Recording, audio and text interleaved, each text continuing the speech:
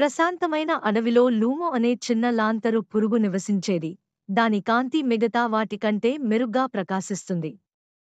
ప్రతి రాత్రి పెద్ద లాంతరు పురుగులు మెరిసే నక్షత్రాలలా అడవిని వెలిగించాయి. కానీ లూమో కాంతి ఒక చిన్న మిణుకుమిణుకుమనేంత మాత్రమే. ఒక సాయంత్రం రిని అనే పిల్ల కుందేలు చీకటి అడవుల్లో తప్పిపోయింది. ఇంటికి ఏ దారిలో దారితీస్తుందో తెలియక ఆమె వణికిపోయింది. లూమో ఆమెను చూసి దగ్గరగా ఎగిరింది. నేను మీకు సహాయం చేయగలను, అతను సిగ్గుతో అన్నాడు. కానీ మీ కాంతి చాలా చిన్నది, రిని గుసగుసలాడాడు. లూమో లోతైన శ్వాస తీసుకుని వీలైనంత ప్రకాశవంతంగా ప్రకాశించాడు. అతని చిన్న కాంతి చెట్లగుండా సున్నితమైన మార్గాన్ని చేసింది. రిని ఆమె హాయిగా ఉన్న బొరియకు చేరుకునే వరకు అతనిని అడుగు ముందుకు వేసింది.